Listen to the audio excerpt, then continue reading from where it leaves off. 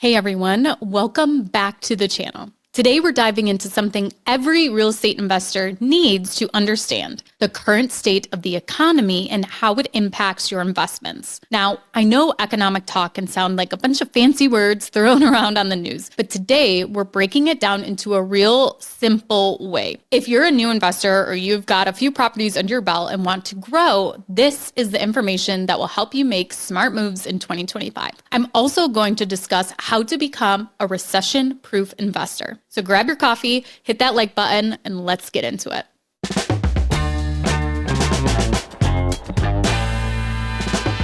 I'm Ashley Kerr, co-host of the Real Estate Rookie podcast. Thank you so much for joining me today. Let's start off talking about interest rates. You've probably heard the term a million times, but let's define it. Interest rates are what the bank charges you to borrow money. Higher rates equals more expensive loans. Lower rates equals cheaper loans. If you need help finding the right lender to help you get an interest rate or funding on your next deal, visit biggerpockets.com/lenderfinder to be matched with an investor-friendly loan officer who can help you find the loan product you need. So what's happening right now? Over the past couple of years, mortgage interest rates have been climbing fast. The Federal Reserve raised interest rates to combat inflation. This is causing mortgage rates to hit 7.4% to 8% in late 2023, the highest it's been since 2000. As a result, borrowing got way more expensive and mortgage payments shot up. In early 2025, the median mortgage payment was around $2,750 per month, near an all-time high.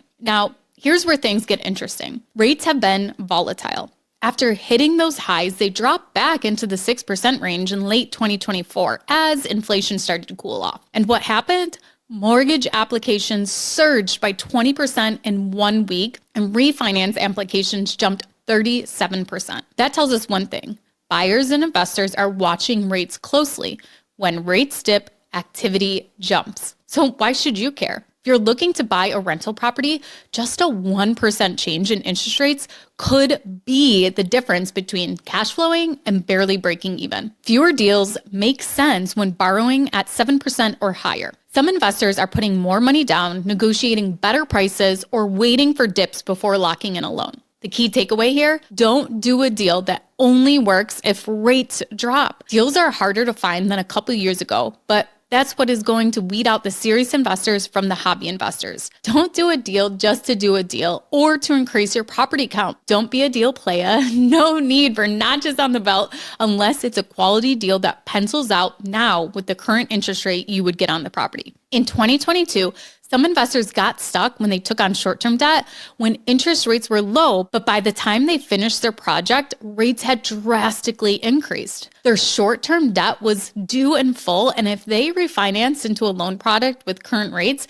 their deal was no longer performing as expected. Some even losing money each month. There is a balancing act here. If rates drop, prices will skyrocket. When rates were low, everyone complained the prices were too high and everyone is getting bid out by the competition. Now, everyone complains interest rates are too high. We are in this weird area where sellers still think they can get top dollar, or people bought at the height of the market and have to sell close to what they bought it for to cover their mortgage balance. Another term you hear all the time is inflation.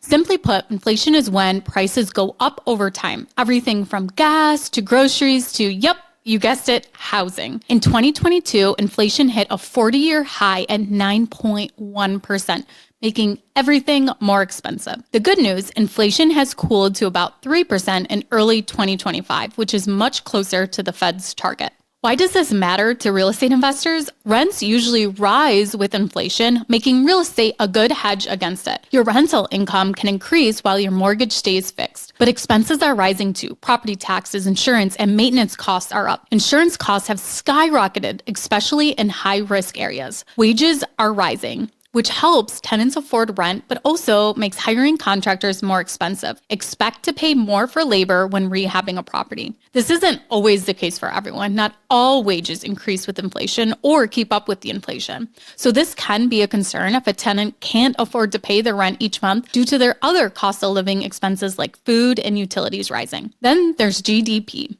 GDP made headlines last week, but what exactly is GDP? GDP is gross domestic product. So let's use your weekly paycheck as an example. Imagine you get $2,000 a week for doing your job. If next week you start doing more overtime and your paycheck goes up to $2,500, you're making more money, which means your personal economy is growing. But if your job cuts back and your paycheck is now $1,500, then your economy is shrinking. Now, apply that to an entire country. GDP measures everything a country produces, like all the goods, cars, houses, food, and then also services, haircuts, doctor's visits, real estate sales, things that people buy. When GDP goes up, it means businesses are doing well, people have jobs, and more money is flowing. When GDP goes down, it means businesses are struggling. People might lose jobs, and the economy could be heading towards a slowdown or even a recession. For real estate investors, a growing GDP is good because more jobs and higher wages mean people can afford to buy homes or pay rent on time. But if GDP starts shrinking, it could mean fewer tenants can afford rent, more vacant properties, and falling home prices. That's why watching GDP is important and helps you predict what might happen in the housing market.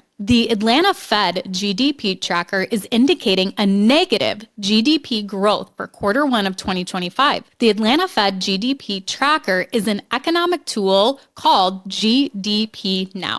And it was created by the Federal Reserve Bank of Atlanta. It provides a real-time estimate of the U.S. gross domestic product, GDP, and the growth rate for the current quarter based on the latest available economic data. Here's how it works. GDPNow takes a variety of economic indicators like retail sales, employment data, and industrial production, and then updates its GDP growth estimate as new reports come in. It is not an official forecast, but rather a model-driven estimate of how GDP is trending before the official government numbers are released. The estimate changes frequently. As new economic data is reported, the tracker adjusts its GDP projection. So why does this matter for real estate investors? The first thing is early warning for economic trends. GDP growth signals a strong economy, while a slowdown might indicate trouble ahead. Investors can use this to anticipate shifts in demand for housing and rental markets. There's also better chances of investment timing. And we know you can't perfectly time the market, but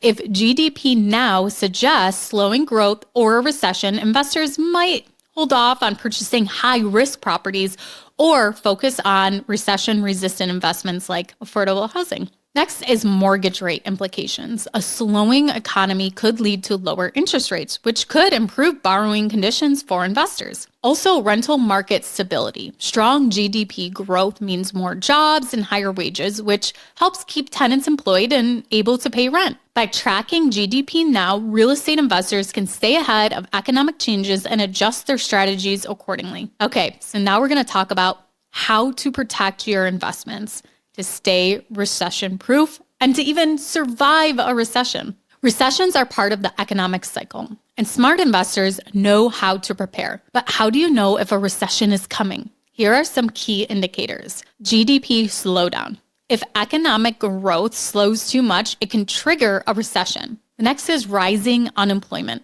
If businesses start laying people off, it can mean trouble ahead. If you see a huge drop in the stock market like we did last week, a major downturn in stocks can reflect a weakening economic decline. Then there's declining consumer spending. If people stop buying homes, cars, or other big ticket items, the economy can slow down fast. These are all indicators, but are not hard, fast rules that there is a recession upon us. Did you ever see the movie The Big Short? I highly recommend it if you have made it this long in this video. The movie discusses the discovery of the housing bubble in 2007 that led to a recession in 2008. At the time anyone started to realize we were headed to a recession, it was already too late and already happening. My point is you can't accurately determine a recession. Anyone who says they can is just guessing. Whether we are headed to a recession or we are already in one, your job is to understand how to protect yourself. As investors, we want to be proactive instead of reactive. COVID was the worst for this. Who would have expected a health pandemic would happen in their lifetime that would force a huge shift in the housing market along with rents not being paid? Real estate dropped and then it increased rapidly. I was fortunate to buy a couple properties during the beginning of COVID when prices were really cheap because everyone is scared of what was going to happen. I did miss out on buying a property in 2021 though, when interest rates were at its lowest. My projects took too long and rates already started to rise by the time I refinance. Anyways, you can't time the market perfectly. So we are going to discuss how to prepare for a recession, because even if we aren't heading into one, then these are still tips that you can use for any other economic disasters that come into play during your investing lifetime. So how do you protect yourself as a real estate investor? First thing, hold on to your properties during that time. Real estate markets always rebound. Selling in a downturn could mean losing out on future appreciation.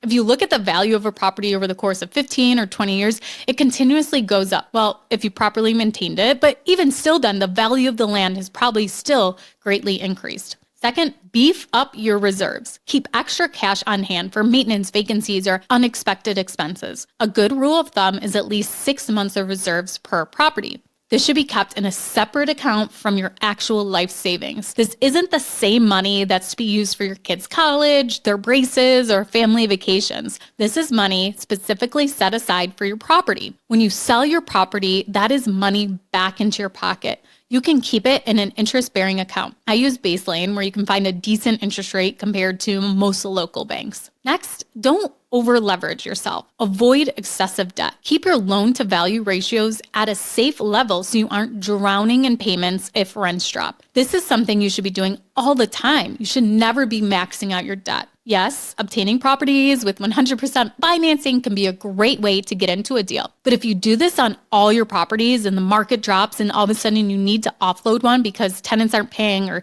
short-term rental laws change or whatever it may be, there is no wiggle room because you have no equity, and you'll most likely have to bring a check to closing to cover the loss. It's boring to invest with putting money down, and it's not an exciting podcast episode of how to be creative, but trust me, getting sleep at night is way more exciting than worrying about being over leveraged. This is extremely important if you have bridge loans, short-term debt, or balloon payments coming up. For example, I have this mixed-use building that I purchased for $225,000. The down payment was $25,000 and $200,000 was seller finance, amortized over 30 years for 3%. But there is a balloon payment due in 4 years. When that balloon payment is due, and if we are in a recession where the property values have dropped, then I might not be able to refinance for what I need to get. This happened in 2022 without a recession happening, when rates increased and now some investors couldn't make their numbers work because the rates had increased, making their monthly payments increase and their cash flow significantly decrease. The next thing is to keep cash or lines of credits available. Even though recessions are unfortunate and cause a lot of pain, they do create opportunities for real estate investors. When the market slows, you can buy properties at lower prices before the next upswing. This does not mean to wait. What if a recession doesn't happen and you sat on the sidelines? The next thing is to optimize your rental performance. Focus on tenant retention, reduce unnecessary expenses, and make your property as attractive as possible to keep it occupied. If you are unsure what to do right now, focus on your operations, strengthen your systems and processes. The people who make it out of recessions are the ones who are the best operators. Make sure you are doing asset management to the best of your ability. This includes getting quotes on insurance to make sure you are getting the best rate, disputing your property taxes if you believe the assessment isn't accurate, bidding out vendors who work on your properties. This also goes along with being efficient for non-payment. What is your process? You want to be able to act fast, so if a tenant does stop paying, you're prepared. So during a recession, smart investors don't panic. They prepare. A recession can be an opportunity for those who plan ahead. So your focus should be protecting your current investments. You can also plan on how to grow your portfolio during a time of opportunity. The housing market does decrease. Keep in mind that the housing market is not always the cause or the main industry that is affected by a recession like in 2008. There are many other industries and market factors that come into play. Since we've been talking about recession-proofing and lowering your risk, and maybe you don't want to become a better operator, I want to share something with you. What if you could invest in real estate without dealing with tenants, repairs, or saving for a down payment? With Realbricks, you can own a fraction of a rental property for as little as $100 without the headaches of being a landlord. They call it the Robin Hood of real estate because it makes investing as easy as buying stocks. You can invest and Realbricks does the rest. Tenants, maintenance, property management, you just sit back and collect rental income and appreciation. It's the simplest way to start or grow your portfolio. No massive savings, no stress, just real estate working for you. Get started in minutes at realbricks.com. So what does all this mean for you as a new investor? Here are my top takeaways. Watch mortgage rates. They're volatile. Take advantage when they dip, but be cautious that prices can then rise. Be smart with your expenses. Inflation is slowing, but costs are still up. Look for value add deals. With inventory tight, focus on fixer-uppers or multifamilies. Don't over-leverage yourself. Stay informed on the economy and what's happening that could affect your real estate investing. Prepare for a recession. Keep cash, optimize rentals, and get ready to buy when the market dips. If you made it this far, drop a comment below and let me know what's your biggest challenge in today's market. Before I sign off here, I want to tell you personally why I am not worried about a recession. I should probably knock on wood so I don't jinx myself. But my properties are small multifamily or single family. They are easier to exit because they appeal to investors and primary homeowners, which is a wider range of buyer pool than most other asset classes. They're also affordable housing. None of my properties are high-end luxury units where if there is a recession, some people may move out to reduce their cost of living. I also don't have any that are in low-income areas. I used to. I sold them all during 2021 when the prices on them doubled and I made a great return. I've kept my nice units that produce decent cash flow, are low headache, and some of them have built quite a bit of equity just from tenants paying down the mortgage and appreciation. I do have a couple properties that are paid for in cash, so worst case scenario, I could sell them, and even if it was a loss, which I wouldn't want, I still wouldn't have to bring a check to closing them. These are things to consider as we go through market cycles, a time to buy and a time to unload. It is impossible to plan this out, but you can be prepared if the market does change by always following these core practices. Keeping cash reserves in place, having liquidity such as equity in properties or lines of credit available, diversifying your portfolio, not having all your investments in the same town or market, or as you grow, diversify your strategy. For example, I have 2 short-term rentals and 2 mixed-use buildings that offer me a different type of income stream. During a recession, all of these may suffer, but at least there is a chance where if only one of those asset classes suffer, I can use the other ones to cover the cost of the low-performing one. I had 2 Airbnb arbitrages that I closed down at the end of last year. The revenue wasn't there anymore. I had one of them since 2018 and it performed really well until the market became oversaturated, along with travel slowing down once people were called back to the office after working remote. For another example, I have one property that I have up for sale now, and then another one I'm going to sell once I'm done with the remodeling. The one for sale now is 10 acres that I held for a couple years, and the other is a single family home that was a rental for 4 years. I own both of them with no debt. If they don't sell, it's not the end of the world. The acreage I've only had for a couple years, and I might basically break even on that. But the single family home I had bought below market value even at the time. And if it doesn't sell for top dollar, the tenants paid for all expenses on the property and I cash flowed each month for the whole time I held it. I may not be a large investor with tons of deals and continuously growing and scaling, but I do try to be very strategic to safeguard my investments and to sleep at night. I did get caught up in the fact I had to go bigger and build this huge empire. I had to reset and figure out what I really wanted in real estate. I know the path I have taken has made me less worried as an investor, I guess, but a really big part of this is that I am also not retiring from real estate anytime soon. I am not needing to cash out of my properties anytime soon, so if the market drops, I won't need to worry about selling for top dollar because that's going to be my retirement. There are many different life circumstances and situations that can change what is exactly perfect for you to protect, plan, and prepare for a recession. But hopefully this gives you some guidance as to things you can do today. Take some time to sit down and really look at where your investing journey is and if you need to pivot. How are you protected? What do you need to do today to get yourself in a better position? I'm Ashley Kerr, and thank you so much for watching, and make sure you are subscribed as we have a new video that releases every Monday, Tuesday, Wednesday, and Friday. Thank you so much, and I'll see you on the next video.